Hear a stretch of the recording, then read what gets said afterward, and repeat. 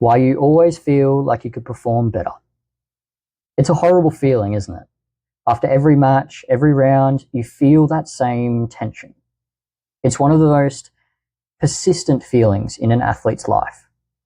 No matter how well you may objectively play, or how well people say you played, you always have that knowingness in the back of your mind that you still could have played better.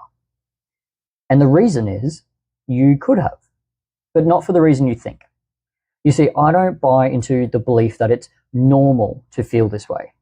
There is a reason for this feeling, and it's not because you need to keep refining your skills. It's not about refining or acquiring skills. It's about accessing them. The reason that you have that persistent feeling that you know you could have performed better is because you know that you didn't access the full arsenal of your skill. But just because almost every single athlete and performer spends their entire career feeling this way does not mean it is normal.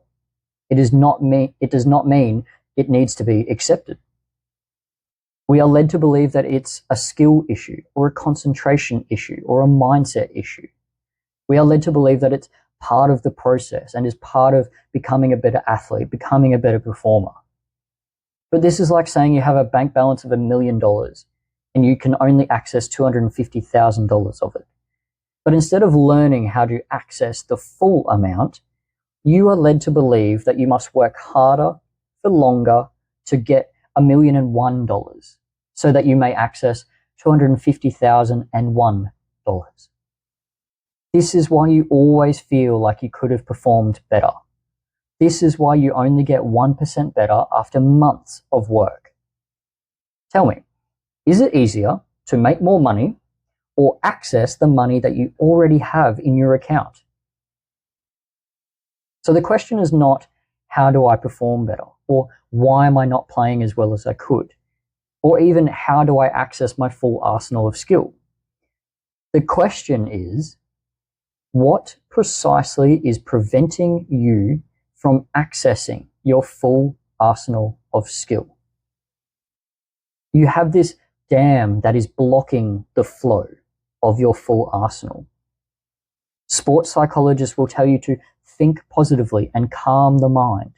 Sports psychologists will tell you how to deal with pressure and calm the nerves. Sports psychologists will tell you how to be more mindful. But this is like the coat of paint that covers the wall, barely even scratching the surface. Negative thoughts may harm you, but that doesn't mean positive thoughts will help you. Negative thoughts may harm you, but that doesn't mean being more mindful of them will help you. Negative thoughts may harm you, but that doesn't mean belief will help you. If you were to hold a grenade in your hand, would it matter what color it is? Either way, it's going to blow you up. So what I'm really trying to say is, negative thoughts are not the issue. Positive thoughts are not the answer. It is the very existence of any thought that is the dam blocking you from your full arsenal of skill.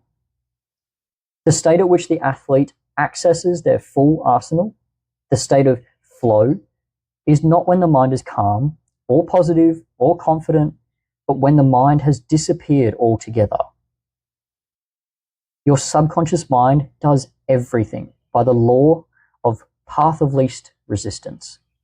It does everything faster, more efficiently, and more effectively than the conscious mind. But you see, the conscious mind is the ego.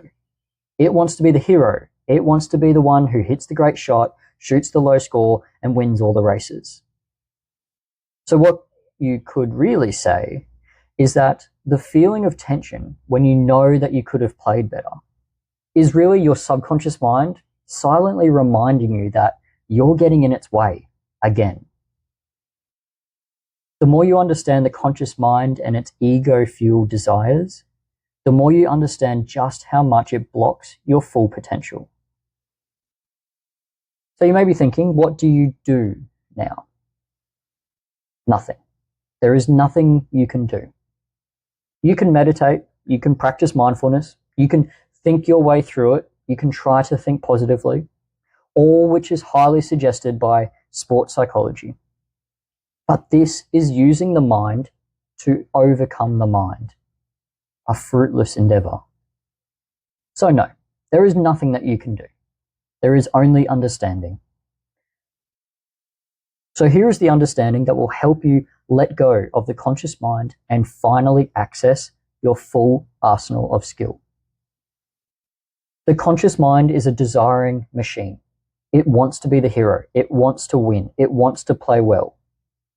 The law of polarity, the yin-yang symbol, says that as long as you have the desire, you will have at the same time the fear of not getting it. Okay? As long as you have the desire, you will have at the same time the fear of not getting it. And the last thing is that fear will always be 10 times greater than the desire. And that's due to our survival mechanism to protect ourselves. So the conscious mind deals in thoughts, opinions, likes, and dislikes. The subconscious mind deals in emotions, identity, beliefs, and values. The subconscious mind does things automatically, 10 times faster, more efficiently, and more effectively than your conscious mind.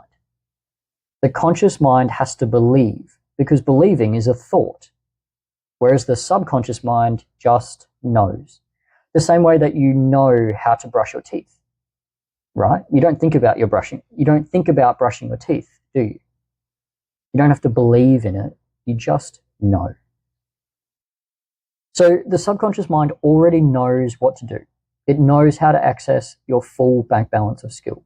It knows how to get the result using the path of least resistance. So the trick is allow it to do so.